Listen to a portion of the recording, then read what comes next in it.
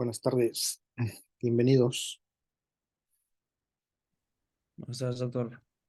Tal, vamos a esperar un momento antes de empezar. Mm, ¿Ya vieron la contraseña de Twitch?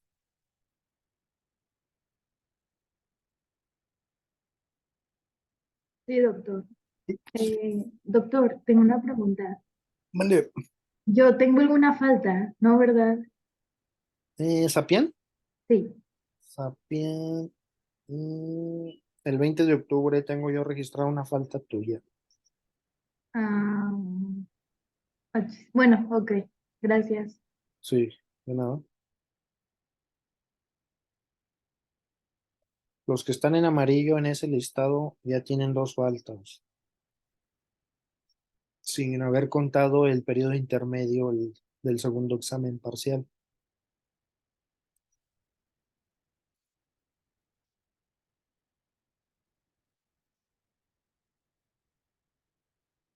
Disculpe, doctor, yo tengo una duda. Sí, Es que salgo en amarillo y yo recuerdo que falté nada más la clase pasada. ¿Me podría recordar cuál fue mi otra falta? Sí, voy. Un segundo. Estaban en otra pantalla. ¿Cuál es tu apellido? Es Moreno Cerritos. Sí, tengo falta registrada tuya el 1 de septiembre y en la clase anterior. Ok, muchas gracias, doctor. Sí, de Buen nada. día, Doc. Sí, buen día. Hola. ¿Qué tal? Pues lo único que hay que hacer es no faltar ya a nadie y no habrá problema. Hoy, por lo pronto, pues ya no fuimos a la escuela, pero la siguiente clase, pues no falten. Y ya.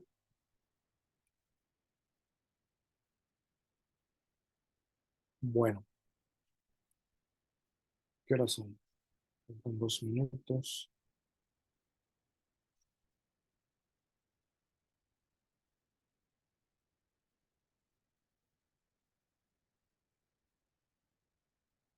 Debemos de ser 32.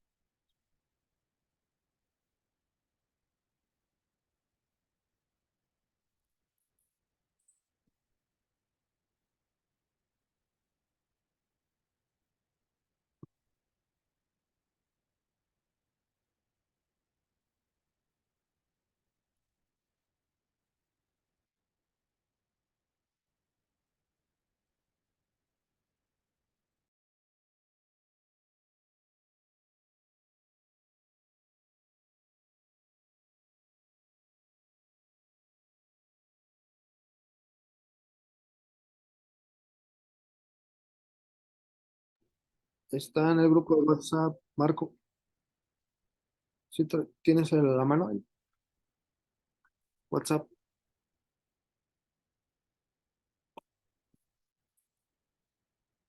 No me la anoto ahí también.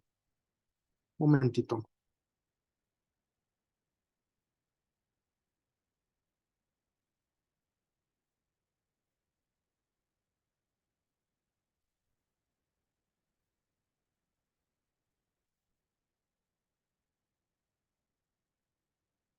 Listo. Eso viene siendo la contraseña, ¿eh?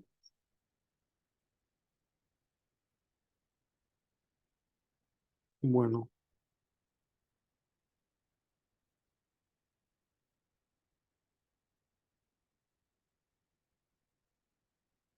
déjenme pasar lista. Bueno, todavía no. Ah, sí, ya.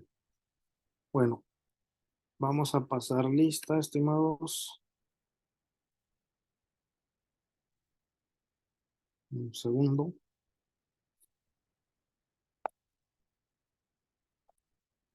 Sí.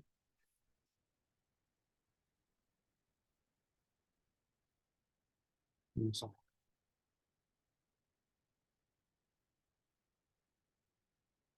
Arispe Cantú. Aquí, doctor. Perfecto. Bravo. Vanessa. Aquí, doctor, presente. Hola. Castañeda de Luna. Presente, doctor. Buenas tardes. Buenas tardes. Yair Chávez. Ricardo Yair Chávez. ¿No? Ya su tercera falta. Está en el Zoom, pero como que no le funciona el micrófono, doctor. A ver, que comente algo, por favor. Comenta algo, Yair. Y presente.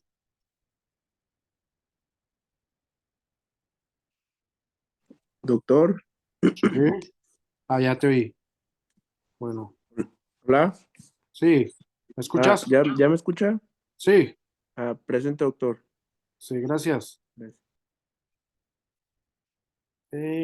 Dávila de Lara. Presente, doctor. Perfecto. Gracias. Luego tenemos a Flores González, Oscar. Aquí, doctor, presente. ¿Dónde está? ¿Sí me escuchó? Sí, ahora sí. Perfecto. Gracias, Oscar. Y luego García Torralba, Diego. Aquí, doctor. Bien, te escuché. Garza Castillo, Manuel. Presente. Gracias. Garzón. Sí, doctor. Ok.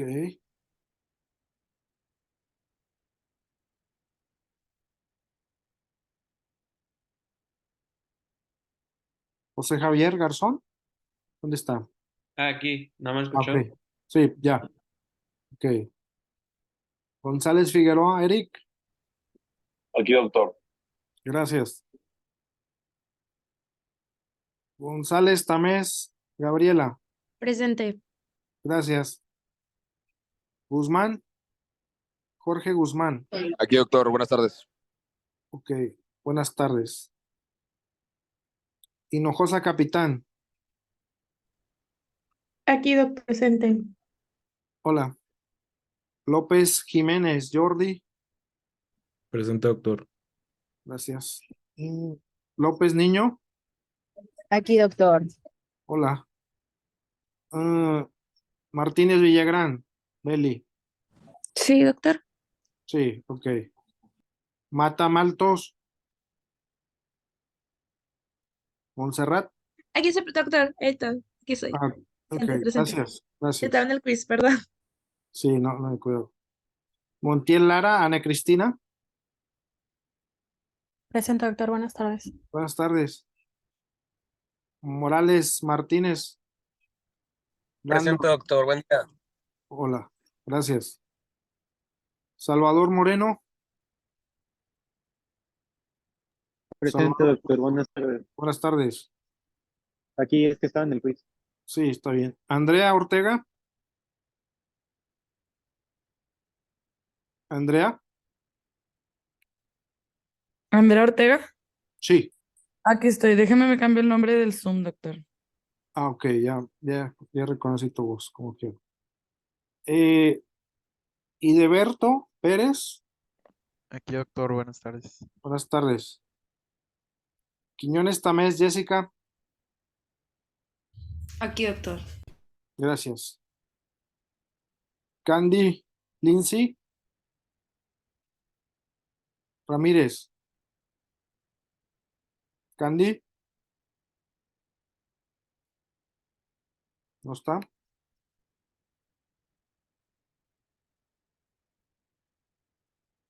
Era en línea y faltó. Qué bueno.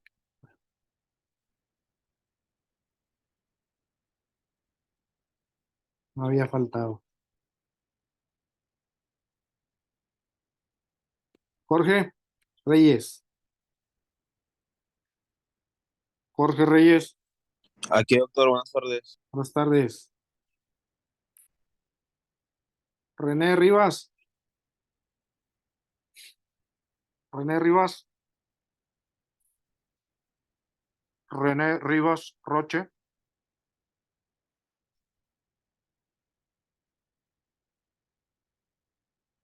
Otro. Ok.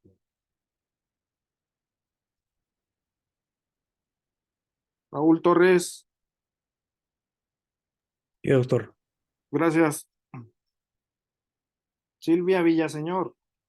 Aquí, Doc. Buenas tardes. Hola. Buenas tardes. Marco Antonio Vázquez Villarreal. Aquí, doctor, presente. Gracias. Sapián. Presente, doctor. Hola. Y José Arturo Puente. José. Presente, doctor. Ok. Buenas tardes. Buenas tardes. Perfecto. Bueno, vamos a dar un momento a que acabe.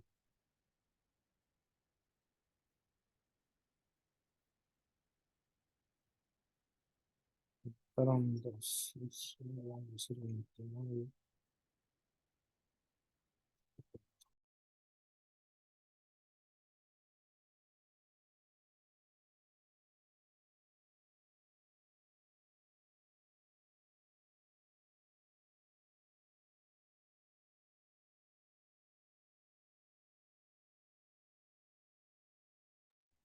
Muy bien.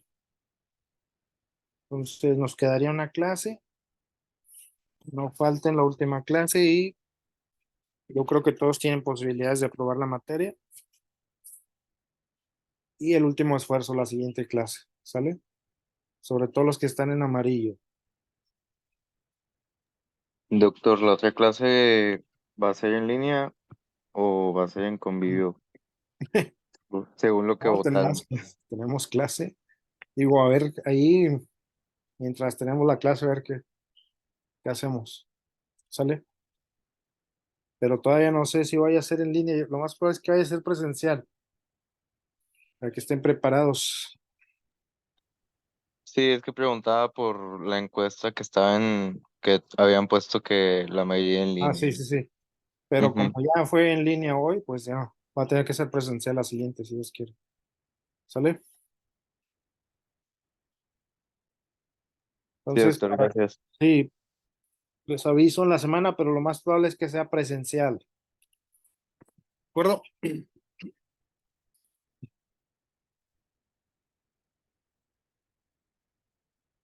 Bueno,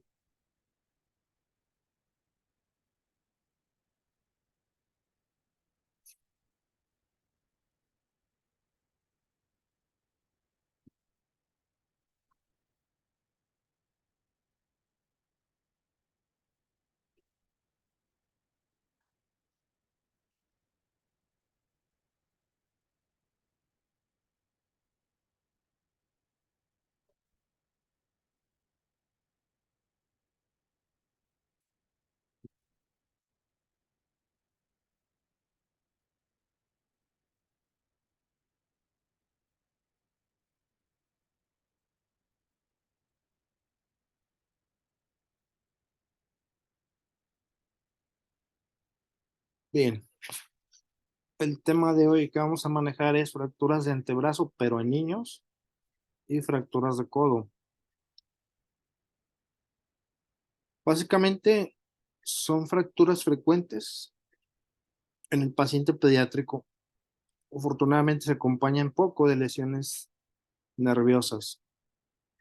Piense que el 80% es en niños mayores de 5 años y ocurren prácticamente en esta región, en la parte distal del radio y del cúbito.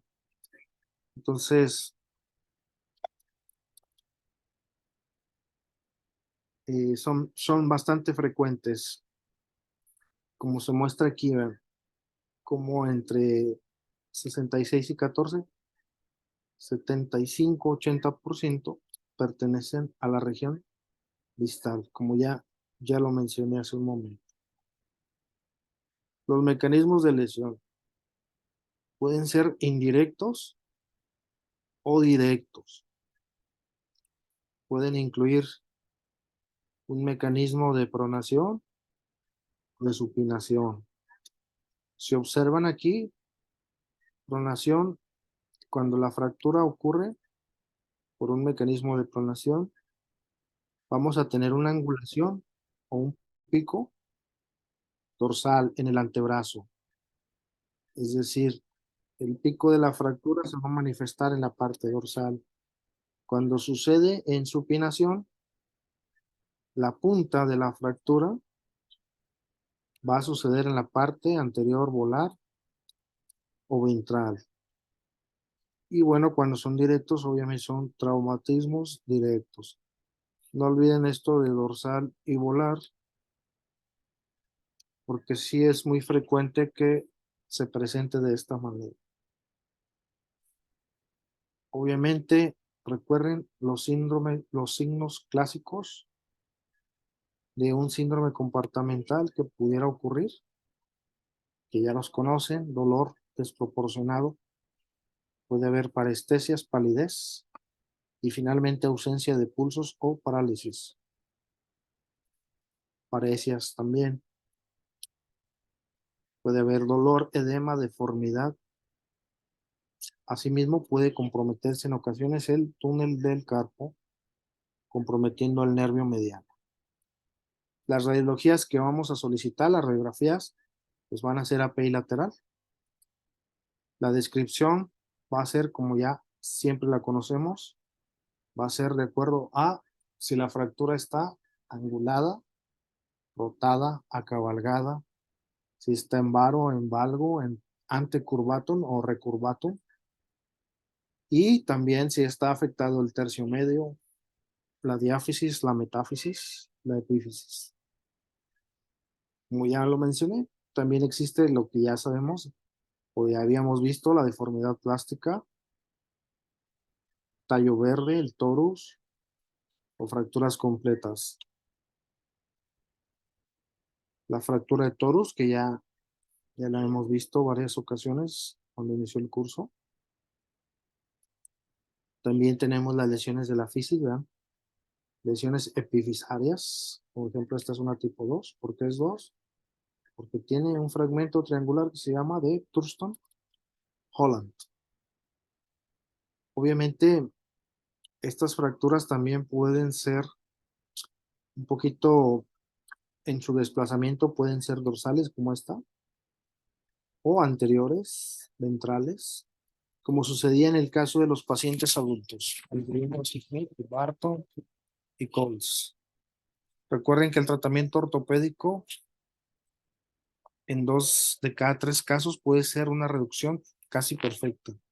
Entonces, es decir, si yo le hago reducción por maniobras externas, 66% de las ocasiones puedo tener una reducción casi como estaba antes de la fractura. Los músculos tienen un efecto importante. Por ejemplo, el músculo supinador, cuando el paciente realiza la supinación y la fractura es en esta zona metafisaria, se va a reducir por efecto del músculo supinador largo, que también se le conoce como brachioradialis. ¿De acuerdo? Vean. Estos son algunos ejemplos de cómo se coloca el yeso a estos pacientes. También la fractura del tercio distal de cúbito y radio, pues la más común, frecuente, es la de torus, o en hebilla, o en rodete, que con 3 semanas de inmovilización es suficiente. Aquí está otro ejemplo. Recuerden que eran sutiles, que son por compresión, y que consolidan sin problemas. Pero después tenemos otros tipos de fracturas completas en la región metafisaria, distal de radio y cúbito. Son bastante inestables. ¿Sí? Como dice aquí, son fracturas difíciles de reducir. Y van a requerir de tratamiento inicial, reducción por maniobras externas y molde de yeso. Pero puede comprimir también el túnel, el carpo, y puede causar lesión del nervio medial. Estas fracturas en especial son inestables y las maniobras de reducción pueden requerirse hasta 2 maniobras de reducción o 3. No más de 3 maniobras. Las fracturas del tercio medio del radio, o sea, en la diáfisis, también son bastante inestables, pero que también su tratamiento de elección va a ser de forma inicial con reducción por maniobras externas y moldes de yeso. Si se acuerdan en el adulto, el tratamiento de elección, ¿cuál era en el adulto? Fracturas de antebrazo. ¿Qué tratamiento le ofrecíamos al adulto? Así en términos generales. ¿Qué quiere decir? La placa. La placa, ¿verdad? O sea, teníamos que operar, así es. Y en el niño no. En el niño, nuestra primera intención de tratamiento es reducción por maniobras externas más molde de yeso. En la mayoría de los casos. Si observan ustedes la imagen, tanto clínica como de rayos X, es lo que les decía hace un momento, que si tiene el pico para acá, ¿hacia dónde está apuntando el pico? Bueno, está apuntando hacia el dorso.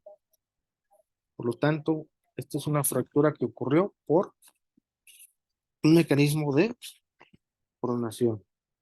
Entonces, diferente a esta, si observamos esta fractura, ¿hacia dónde apunta el pico? ¿Hacia dónde está apuntando? ¿Alguien que me quiera decir? ¿Hacia dónde lo ven? Diagonal. Claro, ¿verdad? Por lo tanto, ocurrió en supinación. ¿Ok? La mayoría de las veces es como este caso. Así va a llegar el paciente pediátrico con fractura de antebrazo en tercio medio de la diáfisis. Vean, la deformidad o el pico de la fractura hacia volar ventral o anterior y su palma de la mano viendo hacia arriba. Es característico y es lo más frecuente que verán en diáfisis. Vean, este es una fractura de tercio medio con distal bastante inestable. Por ejemplo, si un paciente lo ven de este tipo de fractura, le hacen maniobras, 2 o 3 maniobras, y no hay una reducción aceptable, pues va a requerir tratamiento quirúrgico. Pero ya después de 2 o 3 intentos, y es cuando se pasa a quirófano, vean como aquí. Se hace una maniobra ya con el paciente anestesiado, relajado. Se puede intentar una maniobra en quirófano, pero no más de 3 porque vamos a causar bastante edema aquí y comprometer la extremidad y podemos causar un síndrome compartamental. Entonces, si no se da la reducción en quirófano, que ya hicimos varios intentos y no se logra, pues tendremos que proceder a operar al paciente. Sí, pero bueno, incluso en quirófano hicimos tal vez 2 maniobras en urgencias y luego no nos queda, bueno, decidimos pasarlo con una anestesia más eficaz, más eficiente y poder lograr la reducción sin tener que operar al paciente. Y como observan aquí, la fractura puede tardar de 1 a 2 meses en consolidar. Se suele colocar un yeso largo, braquipalmar. A las 4 semanas se puede hacer un corte del yeso, recortárselo para que el paciente empiece a mover el codo y finalmente se retiraría todo a las 8 semanas. La intención de esto es corregir las angulaciones y rotaciones. Como observamos, vean está el cúbito, está cabalgado, el radio está totalmente desplazado hacia anterior. Entonces, esto hay que corregirlo porque puede tener problemas en la consolidación después. Otra vez esta imagen, ¿cómo la describimos? La describimos como fractura radicubital, tercio medio, diáfisis. En el caso del cúbito es una fractura en tallo verde. En el caso del radio es una fractura completa, transversa. Con un desplazamiento muy leve el radio. Ustedes dirán, bueno, ¿así se puede quedar? Sí, así se puede quedar, pero hay que estar vigilando al paciente continuamente con una radiografía cada 7 días para evaluar desplazamientos. Hay que estar vigilando de cerca al paciente, sobre todo aquellos pacientes mayores de 10 años, porque su potencial de remodelación es mucho menor, va disminuyendo por el crecimiento del paciente. Vean, a este paciente le colocaron el yeso, sin embargo sigue siendo aceptable la reducción. Hay un contacto, miren, de un 50% entre los 2 extremos del hueso, lo cual es bastante bueno. Ay, disculpen. Y también no se observa una rotación como tal. ¿Cómo sé si hay rotación? Porque observo aquí la apófisis estiloides del radio, pero también observo, la apófisis bicipital, disculpen, la tuberosidad bicipital y también observo aquí la estiloides del radio, de tal manera que están encontradas. Si no observara yo la estiloides, entonces es muy probable que esté rotado. O si observara que están en el mismo eje los dos, es un signo de que hay una rotación que no debe de ser tolerable. Hay una técnica que se denomina 90-90, que se utiliza mucho en estos casos, en estas fracturas, ¿ven? En estas. Así es una maniobra que se usa tanto en urgencias como en quirófano, con el fin de aprovechar el periósteo intacto. Es decir, en un lado está roto, como aquí, sin embargo, en el otro lado se mantiene íntegro. Entonces, eso nos va a ayudar a darle estabilidad, como se observa aquí, a la fractura y de tal manera hay una reducción completa. ¿De acuerdo? Técnica de reducción por maniobras externas, 90-90. ¿Qué tiene que hacer mucho de las veces el ayudante? Es traccionar el cirujano principal o el médico que hace la reducción. Vean cómo llega a 90 grados el hueso para posteriormente regresarlo a su plano horizontal. Ahí está. Y después el yeso se coloca como lo que se llama la técnica de 3 puntos, donde por ejemplo aquí puede ir la rodilla, las rodillas del médico que hace o que coloca el yeso y aquí la palma de la mano del médico. De tal manera que al comprimir se aproveche más esta zona porque es la que tiene el periósteo roto y se pueda lograr o mantener la reducción. Siempre va a ser el punto de presión mayor aquí, en la parte donde está rota el periósteo. Aquí otra vez observamos, por ejemplo, aquí en fracturas de la diáfisis radiocubital, vean otra vez, está apuntando hacia volar. De tal manera que la reducción en estos casos consiste en dar tracción, contratracción y en este lado se va a dar una fuerza. Con la mano del cirujano lo va a empujar y van a sentir un tronido especial del hueso. Vean aquí se observa incluso el periósteo, la cortical del hueso, con fractura incompleta en rama verde. Eso es bueno porque la fractura es más estable. Sin embargo, puede tardar más tiempo en consolidar. Muy bien. ¿Qué yeso vamos a utilizar? Bueno, ya dijimos. Yeso braquipalmar. Vamos a utilizar un yeso braquipalmar. Aquí recuerden siempre no descartar su fractura de Montegia. Tiene que estar alineada la cabeza del radio con el cóndilo humeral distal. Aquí otra vez observamos fracturas en tallo verde con desplazamiento ventral, con apex ventral, perdón, y en supino. Generalmente son frecuentes las de tallo verde. Doctor, Sí, dígame usted. Sí, entonces la técnica 90-90, o sea, es más para distales de radio en esta zona, son fracturas que están acabalgadas como esta. Así es. y no es muy doloroso para el pacientito. Sí, mira, lo que pasa es que son tan frecuentes que en ocasiones se hacen en urgencias, que no debería de ser. Es un hecho, no deberían de ser. Pero sí puede ser que sea complejo programar a tantos pacientes que puedan llegar. En una guardia pueden llegar de 2 a 3, o si es un periodo vacacional sí pueden llegar bastantes pacientes. Entonces, no es justificación, ¿de acuerdo? Si fuera tu hijo, tu sobrino o algo, pues obviamente no quisieras que sucediera esto. También estoy de acuerdo totalmente. Lo ideal en quirófano se dado el paciente con su anestesia, con su analgésico, como siempre lo hemos comentado. Sale como en este caso, en este paciente. Y sí es muy doloroso.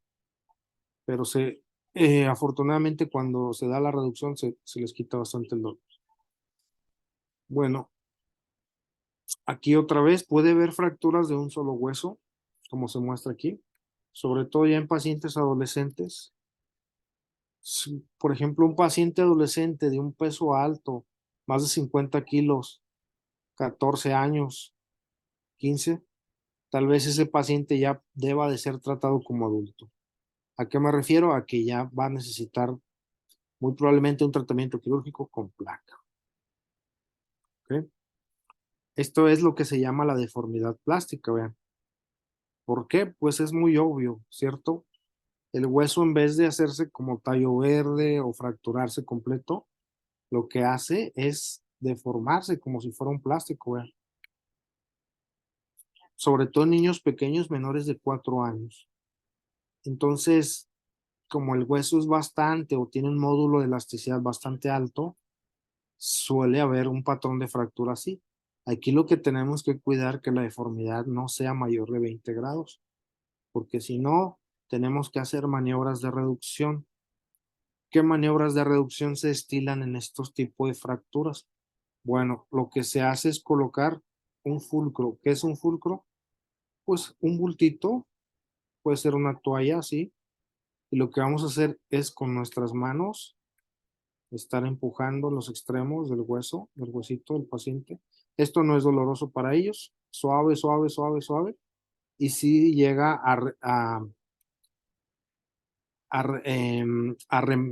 o sea, hace una remisión de la deformidad, remite. Entonces, sí, sí se puede hacer bajo, o sea, en urgencia sin que el paciente esté propiamente sedado. Colocamos aquí el fulcro o la palanca y de esta manera vamos arreglando esa deformidad. Vean, aquí está el ejemplo. Muy suave, obviamente, para no dañar el hueso del paciente. Entonces, si son mayor de 20 grados estas deformidades, es conveniente hacer la maniobra de reducción. ¿Sí? Si no tienen más de 20 grados, pues pueden dejarlo así. Aunque yo prefiero hacer la maniobra de cualquier manera para, pues, que no se le vea al niño su deformidad por un tiempo. Porque si no puede estar con la deformidad hasta más de un año. Y puede manifestar problemas de pronosupinación. Las técnicas de reducción, cuando no tenemos ayudante, vean, se llama un atrapadedos, ¿sí? Que constan de un dispositivo que ayuda a darle tracción, vean. Cómo se cuelga el brazo del paciente y del otro lado, a nivel del brazo, se le pone algo de peso.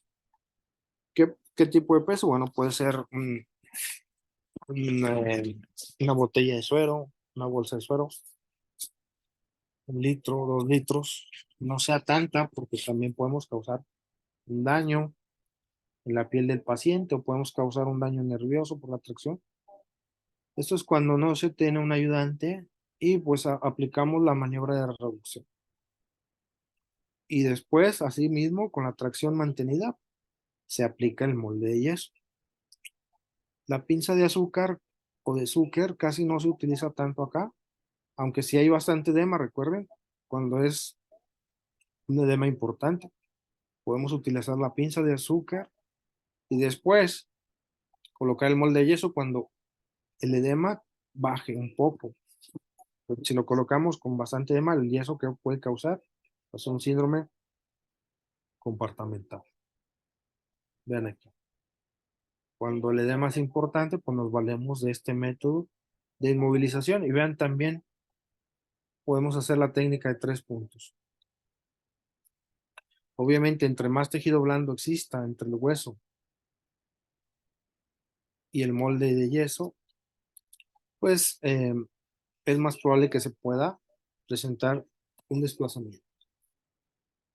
Las maniobras de reducción, vean, aquí son en urgencias. Observan, el paciente pues obviamente no quiere que se le haga la reducción porque siente bastante dolor.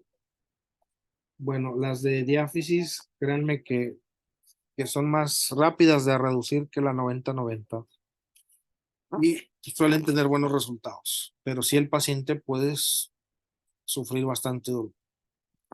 Otra cosa importante en los pacientes cuando se les coloca un yeso es que el molde de yeso sea ovalado, como dice aquí. ¿Por qué queremos que sea ovalado?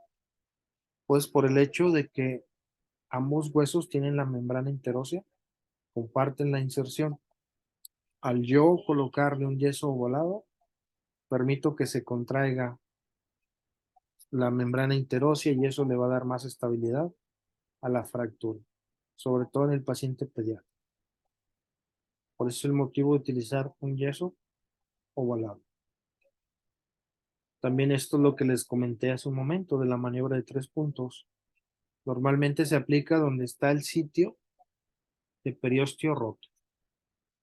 Por ejemplo, como observamos en las fracturas en supinación, pues el periósteo va a estar roto, más en la parte donde está en la punta de la fractura o el ápex de la fractura, pues ahí aplicaríamos el punto de presión principal.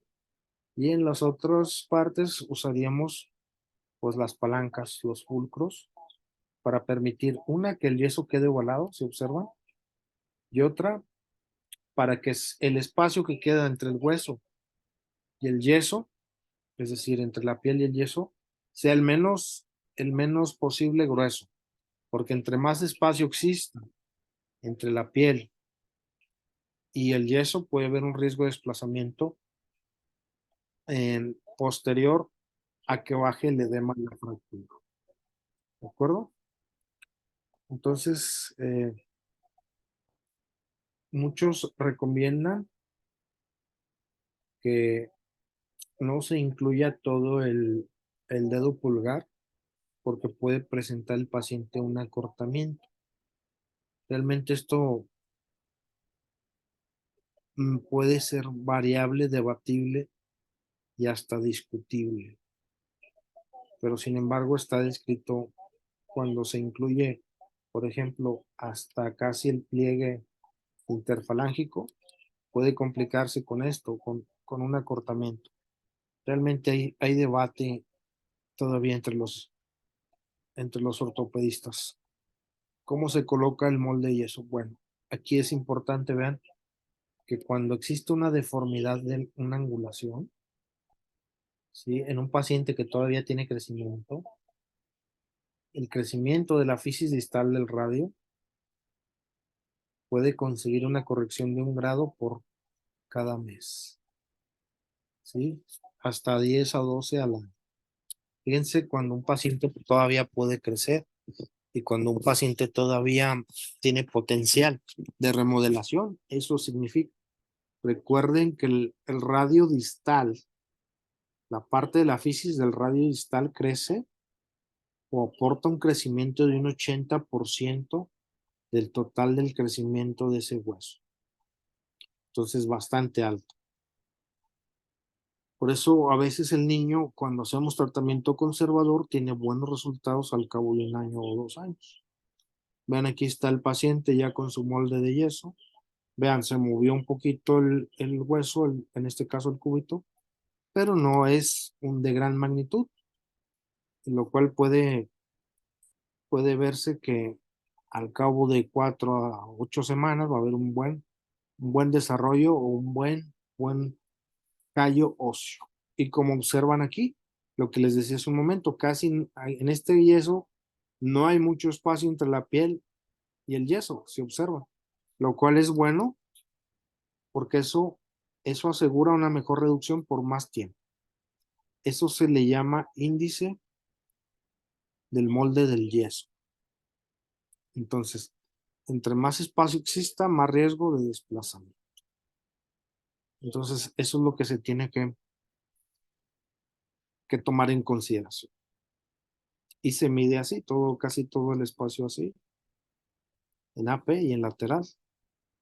Y se divide esta distancia y que tiene que ser, no debe ser mayor de 0.8. ¿Cuándo vamos a operar a un paciente? Cuando la fractura no se reduce, cuando está expuesta, cuando se acompañe de un codo flotante, cuando tenga una refractura o sean fracturas segmentales. Observen aquí que un niño de 10 años o más puede persistir por más tiempo con angulación.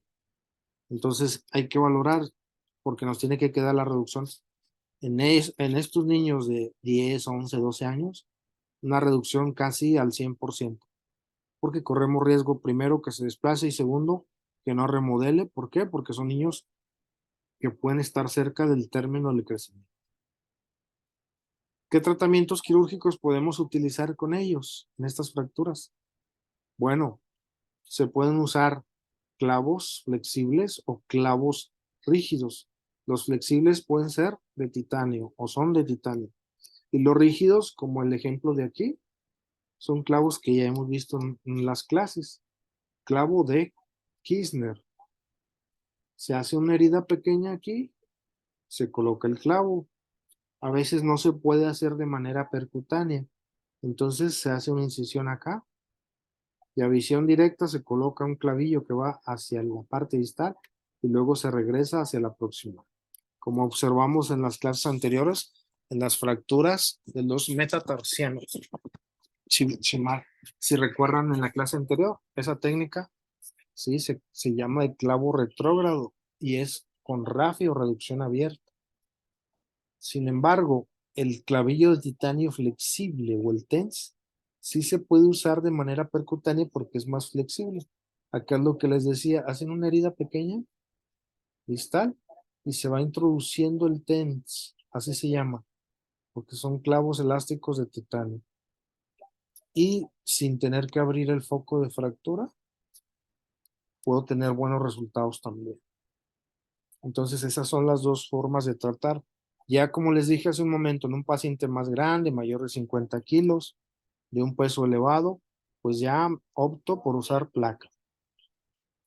¿Qué complicaciones voy a tener? Bueno, puedo tener síndrome compartimental, lesión nerviosa, puedo tener refracturas y puedo tener también sinostosis, pero no es frecuente. Esto ocurría, si recuerdan, en el paciente adulto cuando se hace una sola incisión para colocar placa, pero en el niño es muy infrecuente. Este es un ejemplo de un tratamiento mal realizado, un tratamiento inadecuado con un resultado con deformidad angular residual y falla en la consolidación. Recuerden que también puede haber la famosísima fractura de Montegia en el niño. A diferencia del adulto, en el pediátrico, el tratamiento de elección que vamos a tener es reducción por maniobras externas más colocación de molde de yeso en supinación. Es importante que lo recuerden. El tratamiento, bueno, ya lo vamos a mantener con el molde de yeso, igual ovalado, braquipalmar por 8 semanas. Recuerden, reduciendo el cúbito, la cabeza del radio va a regresar a su lugar, como sucedía en el caso del adulto. Pero en el adulto lo teníamos que operar. Para reducir el cúbito teníamos que poner una placa. Tratamiento conservador, ya habíamos hablado, la reducción por maniobras externas. En virtual así, agarramos al paciente y le hacemos una maniobra. Van a sentir una crepitación brusca. Cuando no se pueda lograr la reducción en el paciente pediátrico después de varias maniobras, por ejemplo en una Montegia, no se puede, no se reduce, pues nos podemos valer de tratamientos como este, como un clavo de Kirchner. Recuerden, la Montegia es fractura de cúbito o luxación de cabeza radial. Pero repito, la primera intención de tratamiento es por reducción por maniobras externas más molde de yeso. Aquí también vamos a tener fracturas de Galeazzi en el niño. De igual forma, el tratamiento va a ser de primera instancia reducción por maniobras externas y molde de yeso. Y bueno, puede haber dos tipos, como vimos también en el adulto. Con desplazamiento dorsal, ¿a qué se refiere eso? Bueno, el cúbito se va hacia el dorso, como en este ejemplo, y puede ocurrir o ocurre por supinación. Pero si la luxación del cúbito es hacia volar o hacia ventral o hacia anterior, podemos estar diciendo que es por pronación. Entonces también para que lo tomen en cuenta ese mecanismo de lesión. ¿Sí? Entonces, tipo 1 y 2, por supinación y por pronación. Diferente a lo que ya hablamos del antebrazo. Esto estamos hablando de la luxación de Galeazzi, que tenía que ver con fractura de radio y luxación radiocubital distal. Tratamiento de primera elección, reducción por maniobras externas, más molde de yeso. Eso sería lo más relevante de antebrazo, muñeca en niños. Ahora vamos a ver codo. Codo, la fractura más relevante de acá del codo va a ser la supracondílea humeral.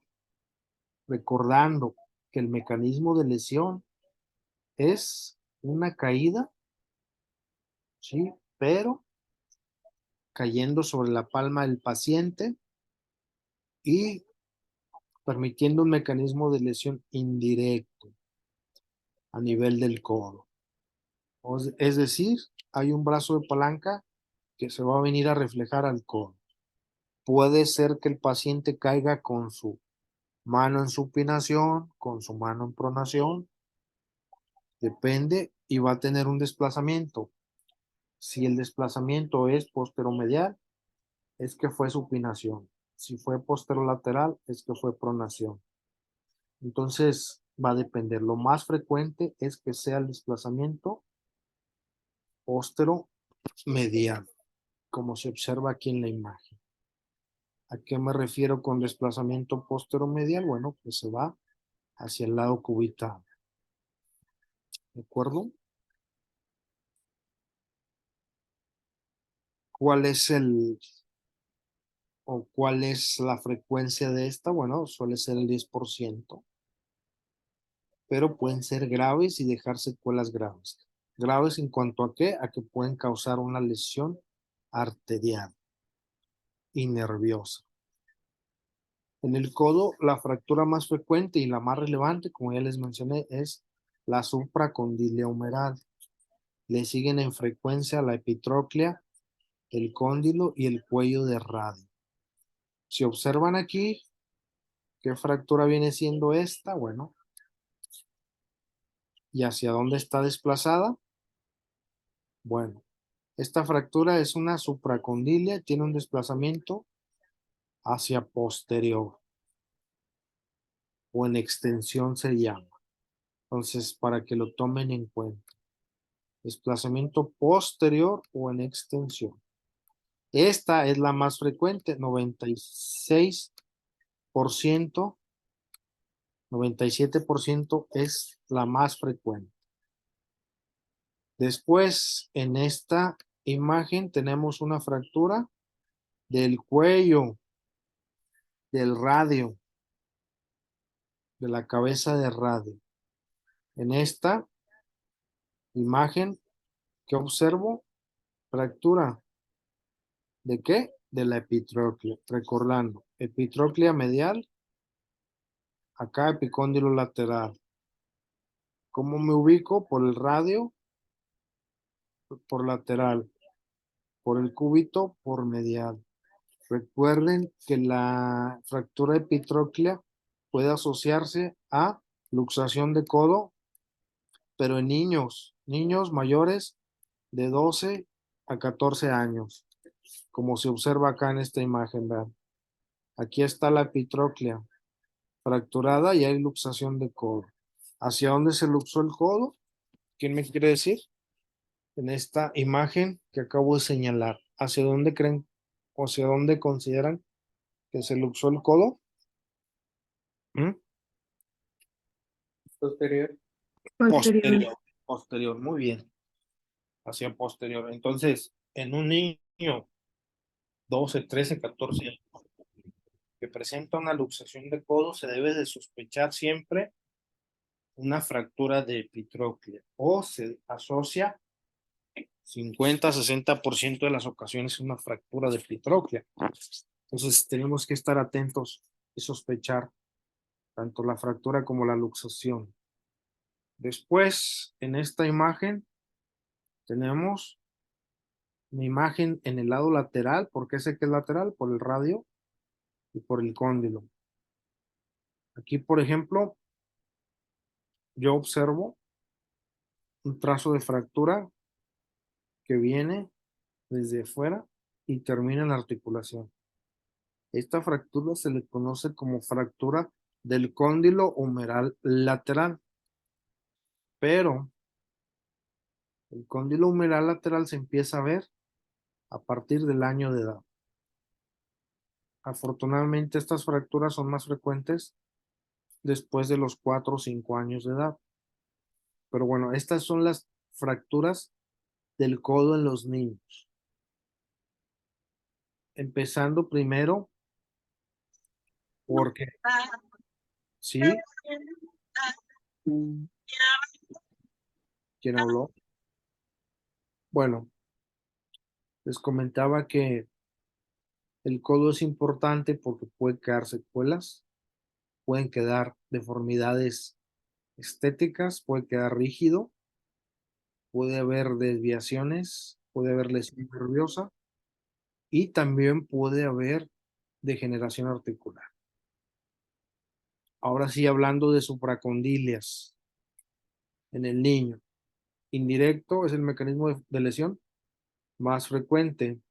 Suele ser por caída sobre la palma del brazo, de la palma de la mano con el codo extendido. Este es el mecanismo de lesión más frecuente. Y esto que ustedes observan aquí, ¿sí? Es una fractura, pero es una fractura supracondilia, si observan aquí viene el trazo. ¿Por qué supracondilia? Porque está arriba de ambos cóndilos, tanto medial como lateral, ¿cierto? Entonces, esto que ustedes observan es una fractura, se llama fractura por flexión, que tiene que ver con un mecanismo de lesión directo, pero solo en el 3% de las ocasiones. Y obviamente, como su nombre lo dice, es una contusión directa por caída sobre el codo flexionado. ¿Qué tiene de relevante este tipo de fracturas? Pueden causar lesión del nervio cubital. Pueden ser de difícil reducción. No es tan fácil hacerlo de manera abierta. Puede ser que requiera tratamiento quirúrgico. Perdón, no es tan fácil de realizarlo de manera cerrada, disculpen. O sea, RME sí se intenta en estos casos, pero es más difícil. A veces terminan en cirugía abierta, en RAFI. Y el tratamiento, pues suelen ser clavillos de Kirchner cruzados. Ahorita lo vamos a ver con más detalle. Clínicamente, ¿qué hay que revisarle al paciente? Su movilidad distal de sus dedos, revisar su función radial, su función cubital, su nervio mediano y obviamente su función del nervio interóseo anterior. Tienen que vigilar también o valorar la circulación arterial, o sea, una lesión de la arteria humeral o arteria braquial también llamada. Entonces hay que hacer una valoración completa, porque el paciente puede llegar con una lesión como esta, imagínense. La arteria, por aquí está, sufriendo. Entonces, aunque lo vayamos a operar este caso, por ejemplo, este va a ser difícil que quede cerrado. Se intenta cerrado, pero bueno, incluso aunque lo vayamos a, más bien el comentario sería, aunque lo vayamos a pasar a quirófano, tenemos que hacer una reducción suave. ¿Para qué? Para permitir que la arteria que pasa por esta zona no tenga acodamientos o que no tenga una compresión, porque si no puede haber un problema arterial severo que puede requerir tratamientos de cirugía vascular. Si ustedes observan también aquí el desplazamiento de la diáfisis del húmero, pues va a causar un problema y lo que nos puede causar es que el nervio radial lo traccione bastante, ¿sí? Por el desplazamiento tan importante. Si fuera lo contrario, el nervio que estaría en riesgo sería el mediano, o sea, si esto estuviera de este lado. Pero como ya les dije, normal, lo regular es que sea posteromedial el desplazamiento. En esos casos tendríamos que hacer una reducción suave para permitirle a la arteria tenga más, por decir, más espacio y el edema disminuye un poco. ¿Qué le vamos a solicitar al paciente? Pues sus proyecciones AP y lateral, incluir muñeca y hombro como siempre en cualquier hueso fracturado. Ahí vamos a evaluar varias cosas, ciertos aspectos importantes que ahorita vamos a verlos a detalle. Uno de ellos se le denomina ángulo de Baumann, ¿sí? ¿Qué es este ángulo? Es el ángulo que le llaman de acarreo. no es más que decir que esta inclinación del cóndilo humeral sucede para permitir que se dé el valgo en el codo. Cuando se altera esta angulación, pues podemos estar ante alguna fractura tanto de cóndilo humeral como de húmero distal. También podemos evaluar otros datos radiológicos importantes. Por ejemplo, en la lateral de este tipo de radiografías en el niño se forma lo que le conocemos como el ochito, si se dan cuenta. El ochito pues tiene cierta inclinación. Por ejemplo, en la segunda imagen observamos el ángulo cóndilo diafisario. Que no debe de rebasar este ángulo que se forma aquí, ¿sí? De 20 a 40 grados. Si está, por ejemplo, más amplio, quiere decir que el cóndilo se movió por una fractura para acá, una fractura ocurrida aquí. Pero si está a menos de 40, quiere decir que estuvo una extensión. La fractura se fue en extensión para atrás, que es lo más frecuente que ya comenté hace un momento. Es decir, me refiero a esto. A esto. Si ustedes observan y dibujaran el ángulo condilodiafisario, pues es negativo, está hacia atrás. ¿Por qué? Porque la fractura supracondilia causó una extensión. Después, que evaluamos también la línea condilia anterior, humeral anterior, perdón. Línea humeral anterior, que es esta. ¿Qué significa esa línea? Bueno, también nos dice que el cóndilo humeral, esa línea debe pasar en el centro del cóndilo humeral. Si no está ahí, es que está desplazada la fractura, el hueso está desplazado. Y finalmente la línea coronoidea, que está aquí. También se toma en cuenta para vigilar la fractura, los desplazamientos o los resultados incluso después de cirugía. En las fracturas supracondilea humeral en el niño también vamos a encontrar el signo de la almohadilla grasa, tanto anterior como posterior, coronoidea o olecraniana. ¿Qué significa? Que puede haber una fractura, pero que no se ve en la radiografía, puede estar oculta. Si es mucha nuestra duda, podemos pedir un TAC. Si no, podemos colocarle al paciente una férula y citarlo en 5 a 7 días para repetir radiografía y tratar de ver ya la fractura, porque el hueso empieza a perder mineral y se puede demostrar la fractura después de varios días. Estas fracturas no son como las que vimos en el adulto, son extraarticulares, la mayoría de ellas, y ocurren entre 5 a 10 años. El mecanismo de lesión ya lo comentamos, ya les dijimos, indirecto, caída sobre la mano con el codo en extensión, ya la dije varias veces. Mecanismo de lesión. 2% son de flexión, ya lo comentamos, este es directo. ¿Sí? Aquí está el mecanismo. Les digo, la muñeca del paciente, la mano, el antebrazo del paciente puede estar en prono o en supino. Y va a depender de ello el desplazamiento. Posteromedial supino, posterolateral prono. También puede haber una fuerza de varo o varo. Y cuando es un traumatismo directo, pues vamos a tener esto. Fractura en flexión. Está flexionado. Clínicamente, recuerden, cuando nosotros hablamos de una fractura muy angulada, como muy desplazada, tipo 3, ahorita vamos a ver la clasificación, podemos ver el signo de la S, podemos también ver el signo del ombligo del hoyuelo, Kirminson, el signo de Kirminson, que quiere decir que por una fractura muy desplazada como esta, vean, el hueso, la parte proximal se puede encajar en el músculo braquial anterior y en la piel y formar una umbilicación. Eso se le llama el signo del hoyuelo o de la umbilicación. Entonces, hay que valorar, ya dijimos, nervioso, arterial principalmente. ¿Qué clasificación vamos a utilizar? Se llama clasificación de Garland, que son para las de extensión.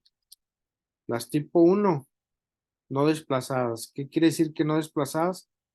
Que solamente hay una fractura de la cortical anterior. De la cortical anterior. La cortical posterior está íntegra. Perdón. En la tipo 1, las dos corticales están íntegras. Una disculpa. Las dos corticales quedan íntegras y en la tipo 2, una cortical que es la anterior está rota. Repito, tipo 1, las corticales están íntegras y en las tipo 2, la cortical anterior rota.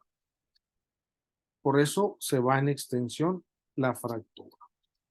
Es decir, al tener una falta de soporte anterior, el hueso tiende a irse hacia atrás.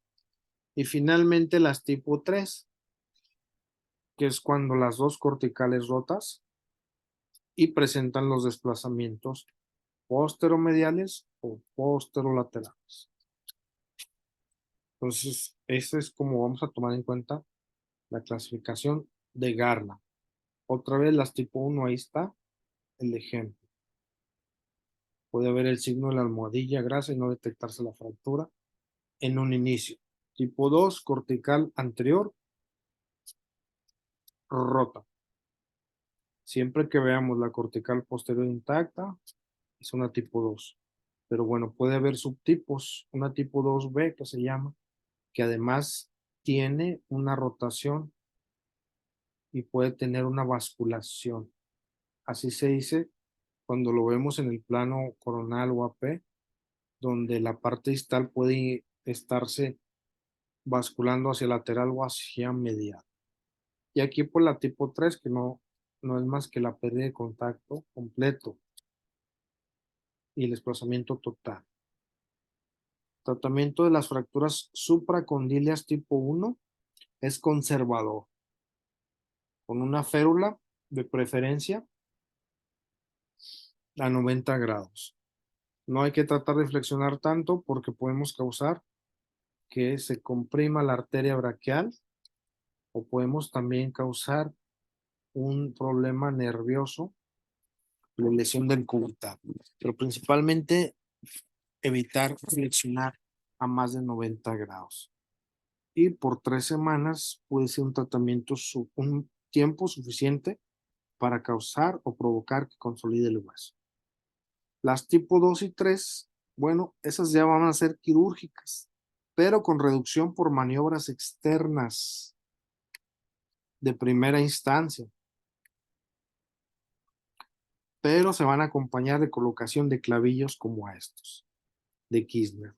Lo que ustedes observan aquí en esta imagen es una imagen por fluoroscopía, que se hizo una maniobra de reducción para regresar este fragmento, este segmento aquí y quede estable. Después de hacerlo se colocan los clavos, lo que le da más seguridad a la reducción.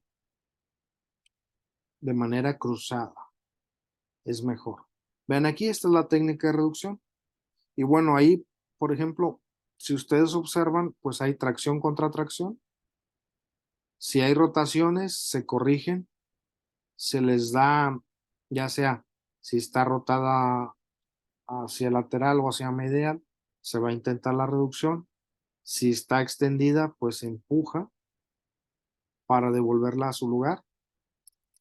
Y si está, y va a depender si el desplazamiento es posteromedial, ¿sí?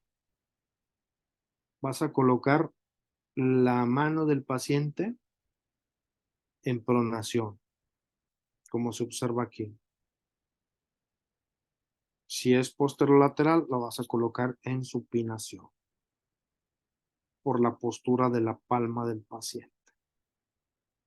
Entonces, véanlo aquí, como tiene su palma Si nosotros esta la regresáramos a horizontal, pues observaríamos en pronación el antebrazo, pero solo se hace cuando está con desplazamiento posteromedial. Cuando es posterolateral, se supina. Y aquí está un ejemplo de cómo se realiza ya el paciente sí sedado con analgésico para realizar la reducción y colocar los clavillos. Este es el fluoroscopio, el tambor. El rayo del fluoroscopio entra por arriba. Y después se coloca esta cinta que ayuda bastante a mantener la reducción. Como les decía, tracción contra tracción. Hay una que le llaman maniobra de Milk o exprimen y el hematoma lo van jalando para permitir la reducción. Vean aquí cómo se colocan los clavitos. Si observan, vean. Se colocan principalmente en el epicóndilo y en la epitróclea. Aquí se tiene que tener mucho cuidado porque puede haber de una lesión del nervio cubital iatrogénica por el clavo. Entonces tenemos que tener precaución. Complicaciones. Puede haber un cúbito varo, se llama como aquí. Cúbito varo. Una complicación de una mal reducción de una fractura supracondil. Ya lo mencionamos, puede haber rigidez, lesión nerviosa. Se comparte, unos dicen que es más del mediano, otros que del radial. Va a depender de la literatura que lean. Realmente es más frecuente la lesión del nervio radial. Cúbito varo. ¿Cómo se ve el paciente? Así, angulado, con una deformidad residual. Cuando es la fractura en flexión por contusión directa. Y bueno, cuando se va a realizar reducción abierta en fracturas multifragmentarias, irreductibles, o exposiciones o con daño a partes blandas. Muy bien, ahora voy a hablar de las fracturas de cóndilo humeral. Las fracturas son a nivel del cóndilo externo o lateral. Sí, son comunes entre niños de 3 a 14 años. Pueden ser intraarticulares, como ya mencioné hace un momento. Hay dos teorías de su mecanismo en que se producen. Una de ellas es por el mecanismo del fuerza varizante, donde el codo, si observan en este diagrama, al caer el niño sobre su mano, el peso del paciente causa un varo, vean. Ese varo al abrirse, como se observa aquí en el diagrama de abajo, al causar el varo, los ligamentos que se insertan causan la fractura. Eso se llama la teoría del arrancamiento. Y la otra es la del empuje, que es un mecanismo similar. Lo único es que se le atribuye a que la cabeza del radio contunde el cóndilo y lo fractura. Clínicamente, dolor, edema, deformidad, incapacidad funcional. Puede haber crépito, la pronosupinación. Las radiografías que vamos a pedir es AP y lateral. Se puede pedir una proyección que se llama en varo forzado. No es común que se pida, puede causarle dolor al paciente. Si hay duda o el paciente es pequeño, que es infrecuente, pero puede presentarse, tenemos que pedir ya sea una resonancia o una tomografía, pero que tiene que tener contraste articular para poder ver la fractura. La clasificación que vamos a utilizar acá se llama de Milch. La Milch se divide en dos tipos, tipo 1 y tipo 2. Diferencias. Lo vamos a equiparar con la de Salter y Harris que ya vimos. La Salter y Harris 4 va a ser equivalente a Milch 1 en este tipo de fracturas.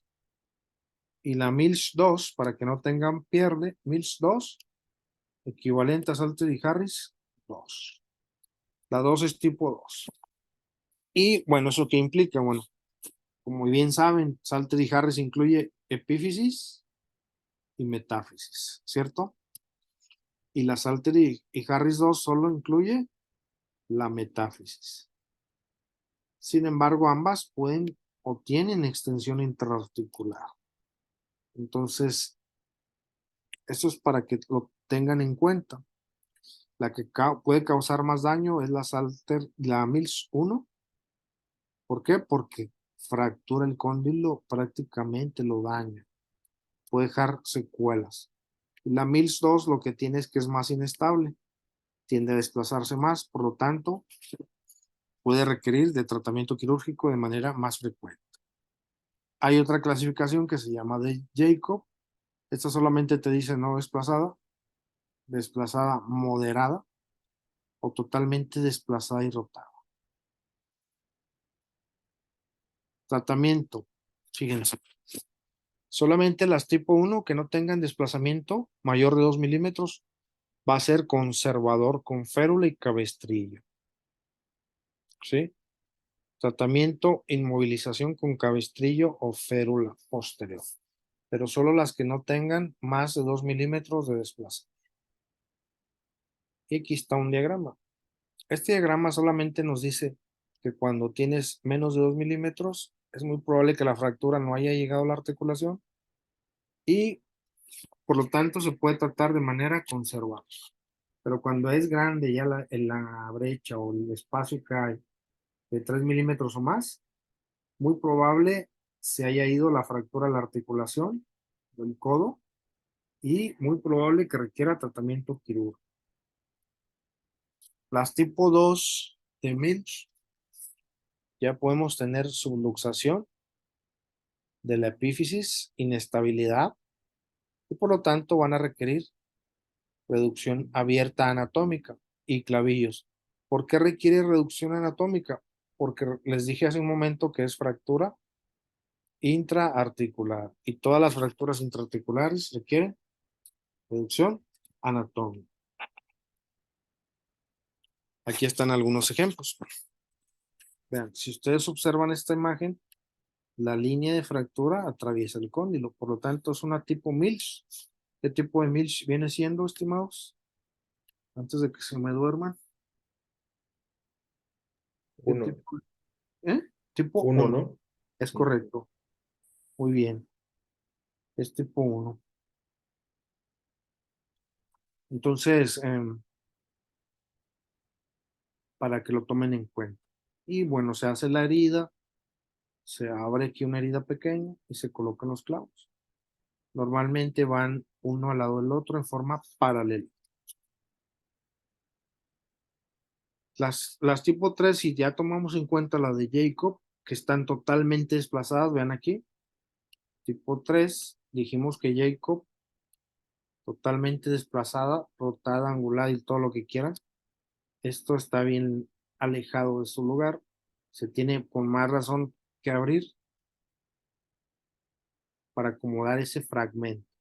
Ustedes tal vez aquí lo vean muy pequeño, pero cuando abrimos, hay el cartílago pues es grande y se observa todo a detenimiento. Lo único es que hay que tener mucha precaución para no causar un daño, porque si es muy agresivo el abordaje o sin tanto cuidado en la circulación, pueden causar lesión arterial de la arteria que irriga el cóndilo y causar necrosis del cóndilo. Entonces hay que tomar en cuenta esas circunstancias. Entonces, recapitulando, 2 milímetros o más quirúrgico abierto. Aquí está el ejemplo, como les decía, cómo se hace la herida, la incisión, pequeño, y se colocan los clavitos. Se pueden colocar por fuera de la herida o incluso a través de la herida. Se sutura. El clavito se dejan por fuera con el objetivo de que retirarlos a las 4 semanas o 6 semanas para no tener que volver a operar al paciente. Y se dejan por fuera y no aumentan los riesgos de infección. Por ejemplo, aquí vemos el trazo. Esta que vendría siendo de Milch. ¿Una tipo? ¿Qué Milch es? ¿Tipo? ¿Una o dos? A ver, observen. Pasa por aquí. La otra pasa por aquí. ¿Cierto? Esta era la tipo, la que acaban de decir. Pero esta, ¿cuál es? Tipo 2, ¿cierto? Porque pasa por fuera y porque es una tipo 2 de Salter y Harris. Mills 2 es Salter y Harris 2. También puede tener, ya le dije, necrosis avascular. Puede haber un retraso en la consolidación o pseudoartrosis, lesión nerviosa y falla de osteosíntesis. Aquí está como, por ejemplo, cuando el hueso se necrosa, se ve opaco. O cuando hace una pseudoartrosis, ¿verdad? La deformidad que le queda al paciente. No hace cúbito varo como las supracondilas. Estas, siempre cuando las vean, tienen que pensar en cúbito varo por secuela de supracondilo, no de cóndilo lateral. Vamos a ver rápidamente la epitróclea. Tenemos algunos minutos.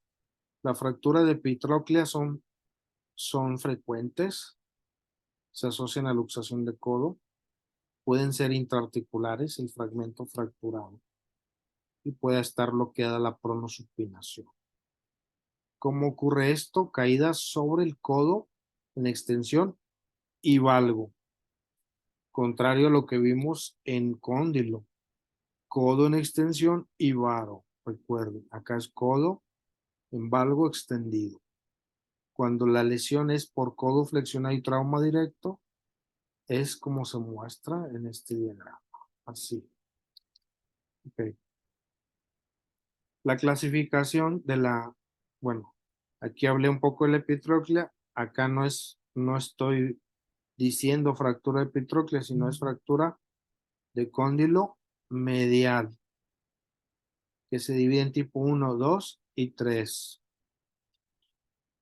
No desplazado, fractura completa y totalmente desplazado. ¿Sí? Y bueno, también es clasificación de Milch, pero de cóndilo medial. Tipo 1, igual que en el caso anterior, son conservadoras. Tipo 2, si rebasa de 2 milímetros, se hacen quirúrgicas. Y su yeso es una férula posterior braquipalmar a 90 grados. Posición neutra. Tipo 2 y 3, con desplazamientos de más de 2 milímetros o totalmente desplazadas, también se estila colocar clavitos por reducción por maniobras externas y clavos. Recuerden, cóndilo es abierto. Y acá, en estas, como en las supracondilas, son maniobras externas más clavitos, sin tener que abrir. También, esta ya es una epitróclea. Esta imagen, ¿verdad? Esto ya estamos hablando de la epitróclea. La epitróclea se va a operar siempre y cuando tenga un desplazamiento mayor de 10 milímetros. En paciente deportista de alto rendimiento con 5 milímetros. ¿Ok? Si tiene más de 10 milímetros, decidimos operar, hacemos una incisión, pero del lado medial, cuidando el nervio cubital que pasa por aquí, y colocamos un clavito así como es. Se puede colocar, o si no tenemos, pues un clavillo de Kirchner, si no tenemos un tornillo como este. Un tornillo de este tipo. Si no lo tenemos, colocamos un clavillo. Normalmente la epitróclea está posterior. Es grande el fragmento. Finalmente, la fractura de cuello de radio. Son las terceras en frecuencia. ¿Sí? No hay una predicción por sexo. ¿Cómo se fractura? Igual aquel caso de la epitroclea. Mano extendida y fuerza valguizante. ¿Sí? Entonces, para que no lo vayan a confundir. También recuerden, la epitroclea también era valguizante. Cóndilo lateral, parizante. ¿De acuerdo? Fractura de cuello de radio, aquí que es importante. También puede haber luxación de codo. Pero aquí puede haber fracturas de diferentes tipos. En tallo verde incluso. Acompañar una fractura de tallo verde y fractura de radio, vean. ¿A qué le suena? Cuando vimos fractura de cúbito y radio y luxación de cabeza de radio, sería una montegia.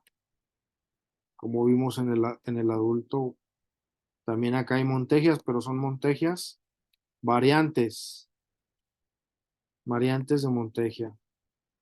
Entonces, si ustedes observan, fractura de cúbito, fractura de cabeza de radio o de cuello de radio, con luxación leve, pero al fin luxación, es una montegia variante. La cabeza del radio tiene una clasificación que puede ser como una tipo 2 de Salter y Harris, observen, invertida, es decir, el triángulo, la parte proximal, ¿verdad? Y si observan el trazo, es la fisis de crecimiento. O pueden ser tipo 4 como esta, donde atraviesa epífisis y metáfisis. O pueden ser del puro cuello, que son las más inestables. Por eso son más graves. Obviamente la tipo B también puede causar lesión de la cabeza del radio de manera permanente. El tratamiento cuando tienes una fractura desplazada angulada, pues son las maniobras de reducción. Una de ellas se llama de Patterson. Que consiste en tracción contra tracción y aplicar una fuerza de varo para con el pulgar del cirujano empujar la cabeza del radio hacia su lugar. ¿Sí? Es bastante efectiva realizada de forma correcta. Y aquí, por ejemplo, la otra es la técnica, se llama israelí, que es la que observamos en esta diapositiva. El paciente lo que sí tiene que llegar con su antebrazo. Si ustedes observan aquí, el médico le está aplicando una presión a la cabeza del radio con su pulgar, pero lo que va a hacer el médico es supinar el antebrazo del niño. Entonces, para que esta maniobra sea efectiva, el paciente tiene que llegar con su antebrazo pronado. Si no, no va a ser efectiva la maniobra. El paciente tiene que llegar con su antebrazo pronado y giramos el antebrazo del paciente hacia supinación. Entonces, esa es la manera en que nos va a dar resultado. La maniobra, si no, no va a funcionar. Y en caso de que se tenga que asegurar mejor la reducción, se puede poner un clavillo así a la cabeza del radio, pero no se recomienda actualmente porque el clavillo puede migrar o el paciente puede extender su codo y romper el clavito y quedarse ahí. Sí, lo que se recomienda es colocarlos por un lado para evitar esta complicación. Como aquí en esta imagen, ¿no? Se colocó por un lado el clavito para evitar este problema. Y bueno, se hace la reducción de Patterson, la israelí. Si ven que se requiere un clavito, pues en quirófano se coloca de manera percutánea. Hay que cuidar de no lesionar el nervio radial. También puede haber fracturas muy curiosas. Por ejemplo, si ustedes observan, aquí la fisis distal del radio. Vean dónde anda. Aquí hay que tener cuidado porque requiere reducción abierta y no confundir o colocar la cabeza del radio de manera incorrecta o al revés. O por ejemplo, puede haber como ya dijimos, una lesión tipo 4 que requiera un tornillo de un mínimo tamaño o de mínimo fragmento. Secuelas, necrosis, vean, cuando se vea opaco un hueso es que hay necrosis. O también pseudoartrosis o retraso en la consolidación. Y eso vendría a ser todo lo del codo. Es un tema extenso, entiendo, pero necesario ver. Si alguien tiene alguna pregunta, algún comentario, pues es el momento. Y si no, pues muchas gracias por su atención. Los espero en la siguiente clase, no falten. Es el último esfuerzo de esta materia. Entre los muchos esfuerzos que hay que realizar en la carrera de medicina. ¿Preguntas, comentarios? Por mi parte, no, doctor. Todo bien, doctor. Todo bien, doctor. Muy bien, que descansen, estimados, y saludos a todos y un abrazo. Gracias, Gracias, doctor. Igual. Doctor. Todo el bonito fin. Hasta luego. Saludos a todos.